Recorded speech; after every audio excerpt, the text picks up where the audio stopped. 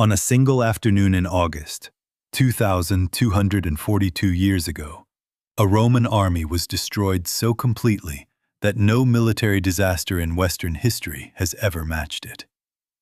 50,000 men, dead in roughly 7 hours. That's about one Roman soldier killed every half a second for an entire afternoon without pause.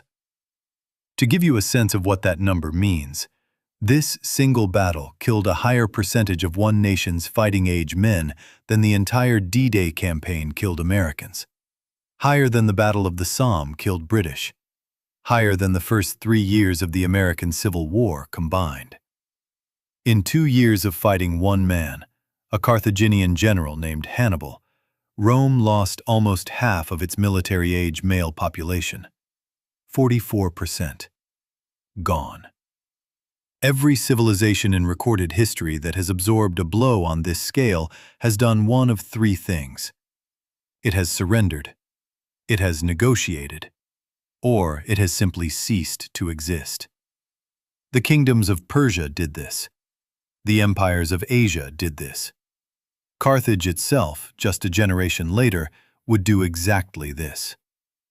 Rome did none of them. Instead, on the morning the news arrived, the Roman Senate did 3 things that no functioning government has ever done before or since. They armed 8,000 of their own slaves and sent them to fight. They refused to ransom their own captured sons and let them die in chains rather than pay for their return. And they made it a crime, punishable as treason, to publicly speak the word peace. This is not a story about courage.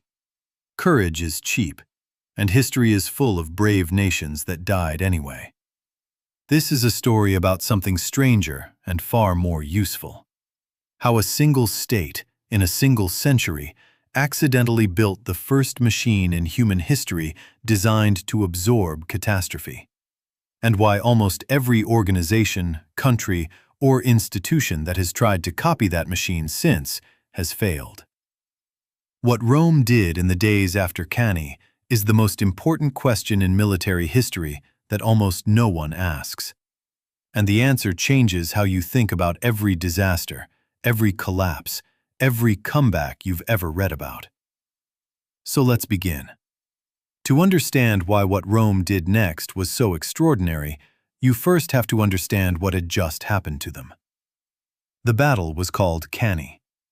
It took place in the summer of 216 BC on a dusty plain in southern Italy, between the largest army Rome had ever assembled and a Carthaginian force led by a man who would haunt the Roman imagination for the next 600 years. Hannibal Barca was outnumbered nearly 2 to 1. He had no reinforcements, no supply lines back home, and no realistic way to retreat. By every rule of ancient warfare, he should have lost. Instead, in the space of a single afternoon, he produced what military historians still call the most perfect tactical victory ever recorded. His army wrapped around the Roman legions like a closing fist. 80,000 Romans walked onto that field. Fewer than 15,000 walked off. A consul of Rome, one of the 2 highest officials in the Republic, was killed. 80 senators died in the dust. An estimated 1 in 5 of all military-age Roman men was killed or captured in those 7 hours. To put that in modern terms, imagine the United States losing 30 million working-age men in an afternoon. Imagine Britain losing 8 million. There is no 20th century equivalent. There is barely a 21st century imagination for it. Word reached Rome within days. And here is where the strangeness begins. The Senate convened. Not in panic, not in chaos. They convened to make decisions. Their first decision was about the women. In ancient Rome, public mourning was sacred. When a family lost a son, the women of that family were expected to wail in the streets, to tear their clothes, to cover themselves in ashes. A public performance of grief that the entire culture took seriously. After Cannae, almost every household in Rome had lost someone. The streets should have been a wall of sound. So the Senate did something no Roman government had ever done. They banned it. They issued a formal decree limiting public mourning to 30 days and forbidding women from weeping in the streets at all. The official reason was that grief on this scale would paralyze the city. The real reason was colder. Rome needed every adult male still capable of standing to believe that the fight was not over. Public mourning is the sound of a society admitting it has lost. The Senate refused to allow that sound to be made. Their second decision was about the slaves. 8,000 of them.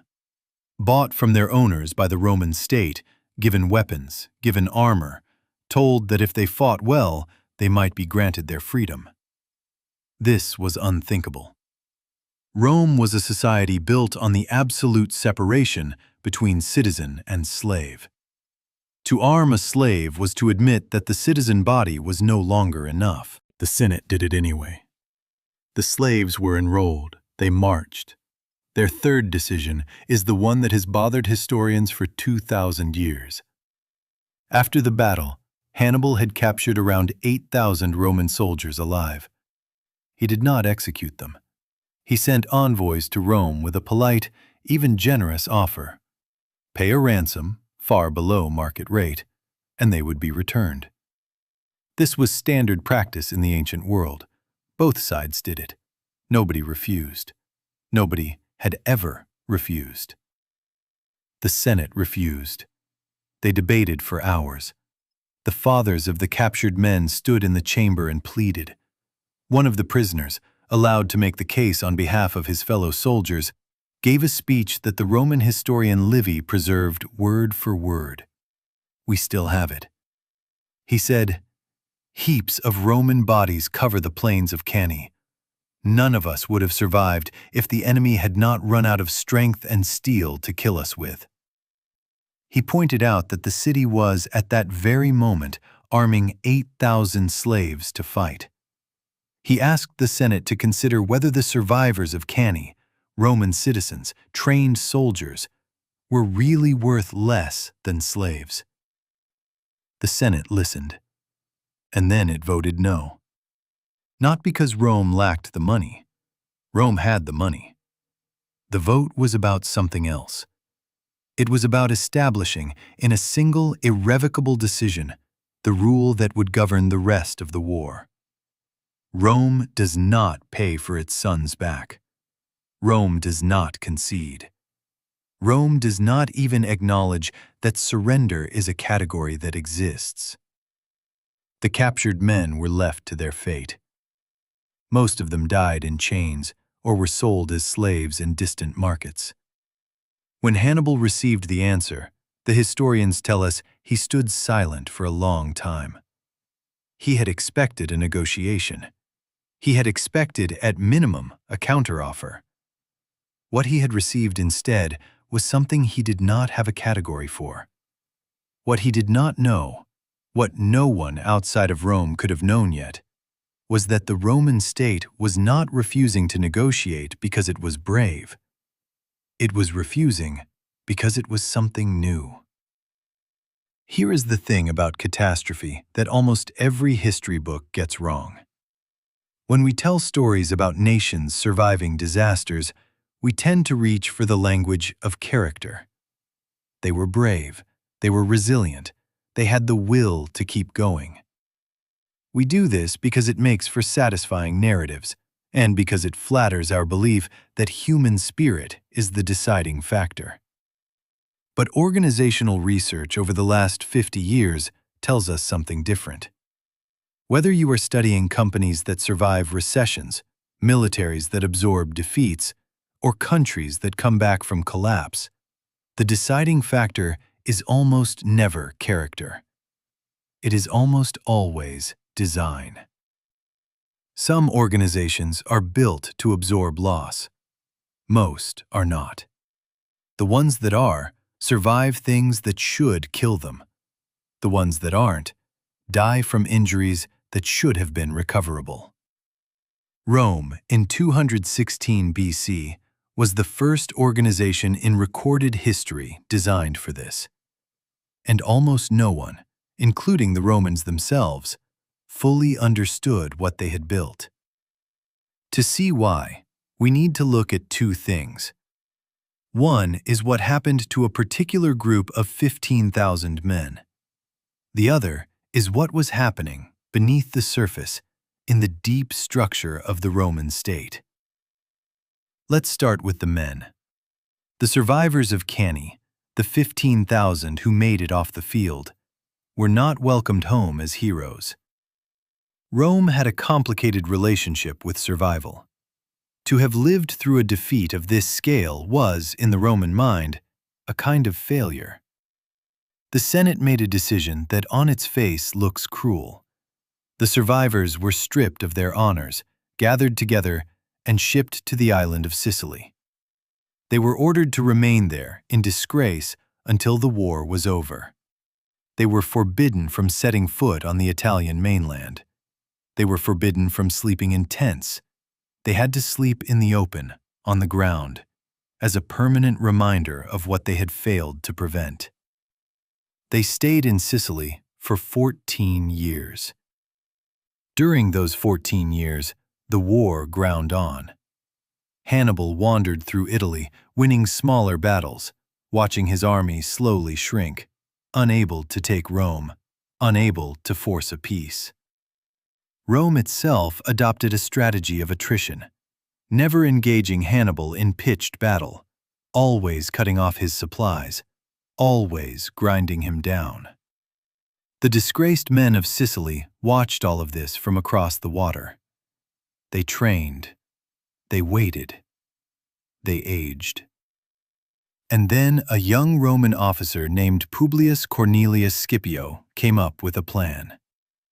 Scipio was 25. He had survived Cannae himself as a teenager on that battlefield. He had spent his entire adult life studying the man who had nearly destroyed his country. And he had concluded something that nobody else in Rome had been willing to say out loud. You cannot defeat Hannibal by chasing him around Italy. You defeat Hannibal by taking the war to Carthage itself.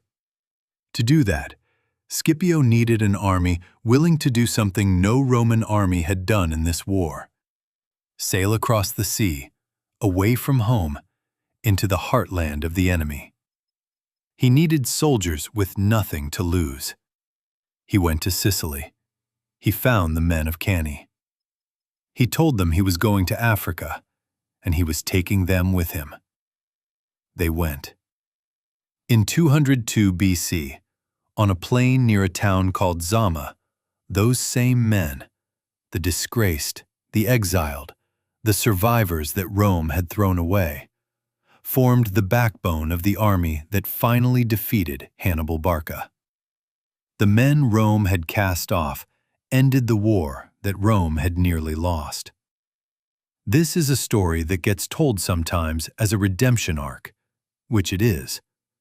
But it is also something more interesting. It is evidence of how the Roman system actually worked. Rome did not waste anyone, not even the people it publicly humiliated. The disgrace of the Cannae survivors was not the end of their usefulness. It was a 14-year holding pattern, a strategic reserve kept in cold storage until the state had a use for them again. Which brings us to the deeper question. What kind of state thinks this way? Here is the part that almost no popular history of the Punic Wars actually explains. For the previous 300 years, while Rome was conquering its neighbors on the Italian peninsula, it had been doing something quietly revolutionary. Every other ancient state, when it defeated an enemy, either destroyed them, enslaved them, or extracted tribute from them. Rome did something stranger. Rome absorbed them. When Rome defeated a neighboring city, it did not erase that city. It allowed the city's elites to keep their power. It allowed the city's citizens to keep their land. In exchange, the city became part of what the Romans called the Soci, the Allied system. The men of that city would fight in Rome's wars. Their sons would marry into Roman families. Their grandsons would, eventually, become Roman citizens themselves. By the time Hannibal crossed the Alps, this slow absorption had been running for 3 centuries. Rome could, on paper, draw on a manpower pool of roughly 700,000 infantry and 70,000 cavalry, almost all of them citizen soldiers or allied troops who would fight for Rome by treaty. The Italian peninsula contained roughly 7 million people, almost all of whom were, in some sense, part of the Roman system. Carthage, by contrast, was a city-state. A wealthy, sophisticated, dominant city-state, but a city-state. Its core population was around 1.5 million. Its army was not its citizens. Its army was hired. Spaniards, Numidians, Gauls, Africans, Greeks. Men who fought for Carthage because Carthage paid them well, and who would stop fighting for Carthage the moment Carthage could no longer pay. This is not a small difference.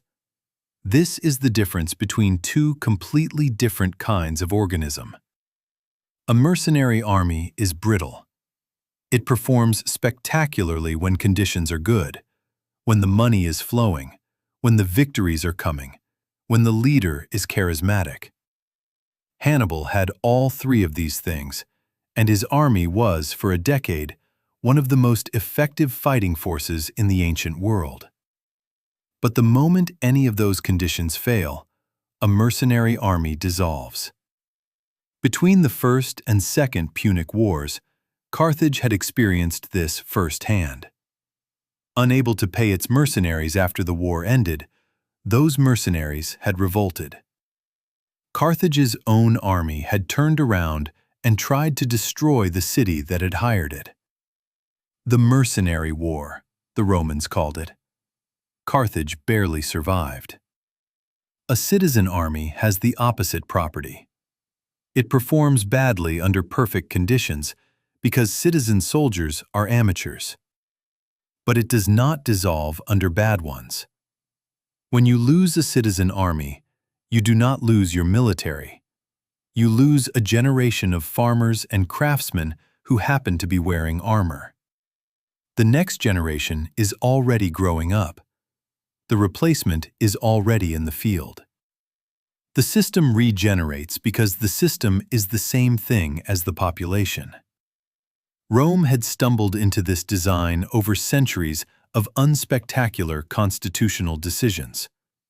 Nobody had sat down and engineered it. There was no Roman Lycurgus, no master architect. Rome had simply, again and again, chosen to absorb rather than destroy, to extend citizenship rather than withhold it, to make the army an expression of the citizen body rather than a separate professional class. And on the day Cannae happened, Rome cashed in 300 years of those decisions. The Senate that refused to ransom prisoners, that armed 8,000 slaves, that forbade women from weeping in public. Those senators were not braver than other ancient governments. They were operating inside a state that could afford to make those decisions. They had a manpower reserve so deep that they could absorb the loss of 1/5 of their fighting-age men and still raise new legions the following spring. They had an allied system loyal enough that even after Cannae, when many southern cities defected to Hannibal, the core of the alliance held. They had a state architecture that treated the loss of an entire army the way a healthy body treats the loss of blood, as something serious, but not as something fatal. Hannibal had defeated Rome's army. He could not defeat Rome's design. This is why nothing he did after Cannae worked. He won more battles. He occupied southern Italy for over a decade. He destroyed several more Roman armies in the years that followed. None of it mattered. Every time Rome lost a legion, Rome built another one. Every time Hannibal won a battle, Rome simply moved its center of gravity elsewhere, to Spain, to Sicily, eventually to Africa itself, and kept fighting on fronts where Hannibal could not personally be. He had come to Italy expecting to fight a state. He found, instead, that he was fighting a system. States can be defeated. Systems have to be dismantled. And Hannibal, brilliant as he was, did not have the tools to dismantle 300 years of constitutional architecture with a single army. There is a question worth asking at this point, because if Rome's design was really this powerful, you would expect it to keep working. And for a long time it did. But Rome did not last forever. And the way Rome eventually died is, in its own quiet way, the most useful part of this story. Fast forward almost 600 years. The same civilization, the same name, the same eagles on the standards. The year is 378 AD. A Roman emperor named Valens leads a Roman army out to meet a force of Goths near a town called Adrianople in what is now European Turkey. The battle that follows is, in modern terms, a much smaller disaster than Cannae. The Romans lose perhaps 30,000 men. The emperor himself is killed, which is dramatic, but the actual military scale is a fraction of what happened in 216 BC. And yet the Roman response is the opposite of what it had been after Cannae. There is no ban on public mourning. There is no mass arming of slaves. There is no refusal to negotiate. The empire, in fact, negotiates almost immediately. The Goths are not destroyed. They are not exiled. They are settled inside Roman territory, given land, and incorporated into the Roman military as a semi-autonomous force. Within a generation, they will sack Rome itself. Same civilization, smaller disaster, completely different outcome. Why? Because the machine had changed. The Rome of 216 BC was an armed citizenry. Almost every adult male had served in the army at some point. The reserves were not a separate institution. They were just the population. When you needed more soldiers, you called them up, and they came, because military service was the basic experience of being a Roman man. The Rome of 378 AD was something different. Centuries of expansion had turned the army into a professional class. Long-service soldiers who signed up for 20 or 25 years, who lived on the frontiers, who came increasingly from the borderlands rather than the Italian heartland. The average citizen, by this point, had never held a weapon. The army was no longer the citizen body in arms. It was a separate, specialized institution that the citizen body paid for. This had advantages. A professional army is better at almost everything than a militia is. Better trained, better disciplined, better equipped. Better at sustained campaigns far from home. For most of its history, the Imperial Roman army was the most effective fighting force on earth. But it had one fatal property. When you lost it, you could not replace it the way the Republic had. The 50,000 men killed at Cannae were drawn from a population of 7 million who all considered themselves potential soldiers. The 30,000 men killed at Adrianople were drawn from a professional army of perhaps 400,000. And behind them was a population of 50 million civilians who had no idea how to fight. The empire had traded resilience for control. Centuries of slow institutional drift had quietly undone the exact property that had saved Rome at Cannae. By 378, the machine that absorbed catastrophe no longer existed. The same disaster, hitting the same civilization 600 years apart, produced two completely different outcomes. Not because the people had changed, but because the design had. This is the part of the Cannae story that almost nobody tells. Not because it is obscure, but because it is uncomfortable. It suggests that the difference between a civilization that survives its worst day and one that doesn't is not located in the courage of its people, or the genius of its leaders, or the favor of its gods. It is located in decisions made by long-dead administrators, in constitutions written by people whose names we don't remember, in the quiet accumulation of structural choices that nobody notices until the moment they are tested. Every organization in human history, every company, every army, every nation, every institution eventually meets its Cannae. The question is never whether the disaster comes. The question is what the organization looks like the morning after. If it has spent the previous decades building the equivalent of what Rome built, broad participation, distributed loyalty, redundancy in its core functions, a system that treats its people as part of itself rather than as a resource to be drawn down, then it survives things that should kill it. If it has spent those decades doing the opposite, concentrating power, professionalizing functions that used to be shared, optimizing for control instead of for resilience, then it dies from injuries that should have been recoverable. Hannibal won at Cannae. He won so completely that 2,000 years of military theorists are still studying the battle. He could not win the war, because he was not fighting an army. He was fighting 300 years of constitutional architecture, and his sword could not reach it.